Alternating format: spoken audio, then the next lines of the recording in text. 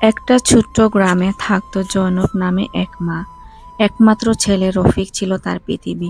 কিন্তু রফিক ছোট থেকেই ছিল খুব দুষ্টু। না কারো কথা শুনতো, না কারো সম্মান করত। পাড়ার মানুষের সঙ্গে ঝগড়া করা, বাড়ির জিনিস ভাঙা, এমনকি মায়ের কথাকে অমান্য করা এজন্য তার নেশা হয়ে গিয়েছিল। মা অনেক ধৈর্য ধরেছিলেন, বারবার বুঝিয়েছেন, চোখের জলে ভাসিয়েছেন, আল্লাহর কাছে দোয়া করেছেন ছেলেটাকে শান্ত করার জন্য।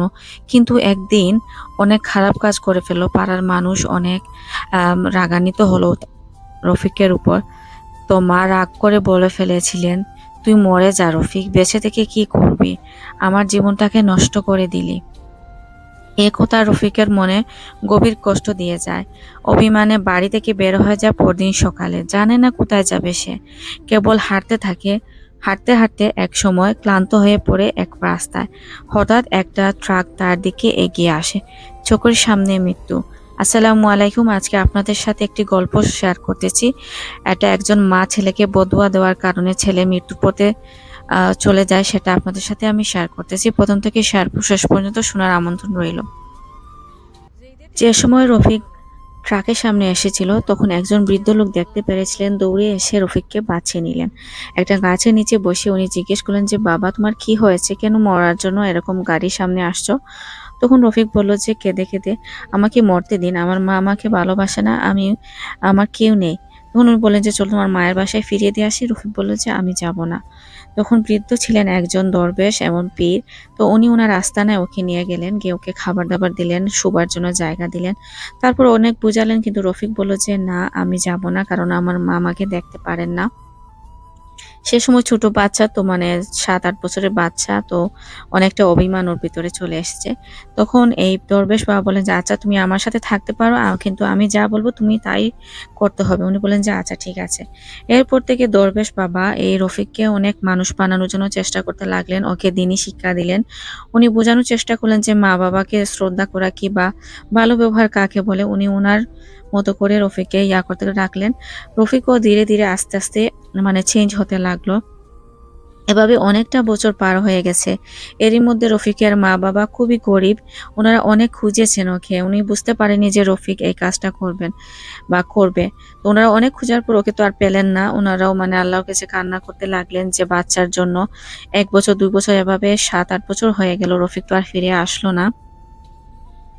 রফিকের অনেক চেঞ্জ হয়ে গেছে, মানে অনেক বড় হয়ে গেছে। 7-8 বছরের বাচ্চা যখন 7-8 বছর হয়ে যায়, তখন আসলে অনেক বড় হয়ে যায়। যাই হোক, দরবেশ বাবা পুরো চেঞ্জ করে দিয়েছেন। রফিক এখন মানুষকে শ্রদ্ধা করে, নামাজ পড়ে, মানুষকে দিনের পথে শিক্ষা দেয়। তো একটা মাদ্রাসায় ও জবও করতেছে, তো অনেকটা টাকাও সেভিং করেছে। এখন 7 বছর পর ও ডিসাইড করলো যে ওর বাবা মাকে গিয়ে দেখে আসবে। এখন এখন ওর কিছু কিছু মনে আছে জায়গাটা। ওর দরবেশ বাবা বললো যে, চলো আমি তোমাকে নিয়ে যাই। কিন্তু ও বললো যে, না, ওই একাই যেতে চায় ওর মায়ের ঘরে। তখন ও দরবেশ বাবা কিছুটা পথ ওকে মানে এগিয়ে দিয়ে আসলেন। ও একাই চলে গেল মায়ের বাড়িতে। মা যখন দূর থেকে দেখতে পেলেন একটা মধ্যবয়সী একটি ছেলে আসতেছে, তখন উনি অবাক হলেন যে ছেলেটা কে। তখন উনিও দৌড়ে মানে একটু কাছে গেলেন, গিয়ে যখন দেখলেন দাড়ি টুপিওয়ালা একটা ছেলে। উনি আসলে চিনতে পারছিলেন না, কিন্তু উনি মনে মনে ওনার ফিলিংস হচ্ছিল যে ওনার সেই বাচ্চা রফিক। তো উনি বললেন, তুমি কি রফিক, আমার বাচ্চা? তখন রফিক কান্না করতে লাগলো, বললো যে, হ্যাঁ আমি আপনারই বাচ্চা। তখন মা ওকে জড়িয়ে ধরলেন। রফিকও কান্না করতে লাগলো যে এতদিন পর মা খেতে গেছে। মা বললেন যে, বাবা তুই কি করলি? তোকে আমি রাগ করে একটা কথা বলেছিলাম, আর তুই সেটাই মেনে নিয়ে কোথায় চলে গেছে? তুই কোথায় ছিলি এতদিন? কার কাছে ছিলি? কেমন ছিলি? খাবার দাবার খেয়েছিস? আমি তোকে অনেক খুঁজেছিস, কিন্তু তুই আসলি না। তুই আমাকে সারা জীবনই জ্বালালি। তো বললো যে, মা এখন আর জ্বালাবো না, আমি অনেক বদলে গেছি মা, দেখবে আমি তোমাকে আর জ্বালাবো না। তখন রফিকের মা বলেন যে, হ্যাঁ আমি তোকে দেখেই বুঝতে পারতেছি, তুই পাঞ্জাবি টুপি পরে আছিস, তুই কি করছিস?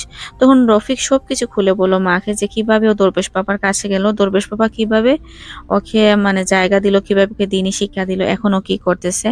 অনেকগুলা টাকা ওর মায়ের হাতে তুলে দিল। মা টাকা পেয়ে বললেন যে, তুই কোথায় পেয়েছিস টাকা?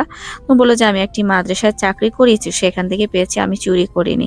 তো মা বলে যে, আচ্ছা আমার বাচ্চা এতটা বড় হয়ে গেছে, তখন মা বাজারে গিয়ে ওর জন্য ভালো মন্দ কিছু কিনে নিয়ে আসলেন, ওকে খাওয়ালেন।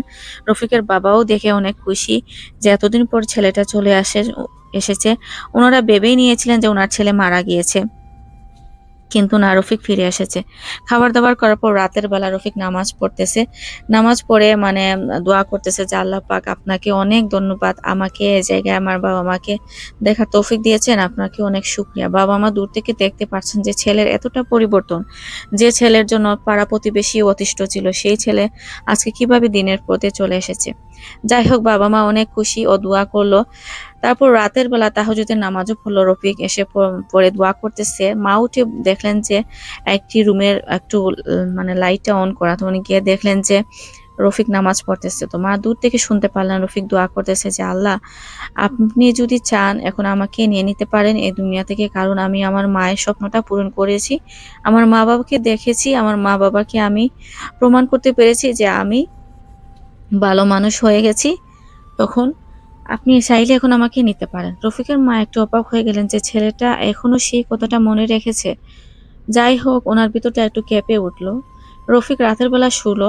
সকালে উঠে বলল যে ওর একটু শরীর খারাপ লাগতেছে, অনেক জ্বর উঠে গেছে রফিকের। রফিকের মা তাড়াহুড়া করে ওকে মানে মেডিসিন নিয়ে আসবেন, ডাক্তারের কাছে নিয়ে যাবেন। উনি পাগল হয়ে গেছেন। রফিকের বাবাও দৌড়াদৌড়ি শুরু করলেন। রফিক বলল যে না আব্বু, তুমি যেও না, আমার এখন যাবার সময় হয়েছে, আমি বুঝতে পারতেছি। তখন রফিকের মা বলল, কি আবল তাবল বলতেছিস, তুই কোথায় যাবি, আমাদের রেখে কোথাও যাবে না, তুই আমার একমাত্র ছেলে, অনেকদিন তোকে কাছে পেয়েছি, তুই আর এবার এসব কথা আর বলবি না। কিন্তু রফিক এই বলেই 2-1 মিনিট পর রফিকের এখানেই দম চলে যায়। রফিকের মা তো হতভম্ব মানে হয়ে গেছেন যে অবাক, আমার ছেলেটা কিভাবে চলে গেল। তখন দরবেশ বাবা আসলেন যে রফিককে দেখার জন্য। উনি এসে দেখেন রফিক মারা গিয়েছে। তখন দরবেশ বাবা ও রফিকের মাকে বলে যে দেখুন মা, আপনি যে ছোটবেলায় বাচ্চাকে অভিশাপ দিয়েছিলেন, আল্লাহ পাক হয়তো সেই অভিশাপটা এখন পূরণ করেছেন। আল্লাহ ওকে চেঞ্জ করেছেন, কিন্তু সেই যে বলেছেন আপনি, সেটার জন্য বাচ্চাটা মারা গিয়েছে। সেজন্য মায়েদেরকে বলি, বাচ্চাদের যতই জ্বালাক আপনারা কোনো খারাপভাবে অভিশাপ দিবেন না। জানি আপনারা মন থেকে দেন না, কিন্তু আল্লাহ সেটা কবুল করে নেন। দেখুন আপনার ছেলেটা এখানে মারা মারা গেল এই বয়সে এসে। তো রফিকের মা কান্না করতে করতে পাগল হয়ে গেলেন। গরিব মানুষ, বাবা কি করবে, মাকে ভিক্ষা করে এনে খাওয়ায়। তো এভাবে একটা ফ্যামিলি আসলে ধ্বংসর পথে চলে গিয়েছে। তো আজকে গল্পটি শেয়ার করার মূল কারণ হচ্ছে, আসলে আমি নিজেই একজন মা, বাচ্চারা অনেক জ্বালায়, আমিও খারাপ কথা বলে ফেলি। আসলে আমাদের এটা বলা ঠিক না, কারণ আল্লাহ আমাদের মুখের ভাষাটাই সবচেয়ে বেশি গ্রহণ করেন, আমরা কখন কি বলতেছি।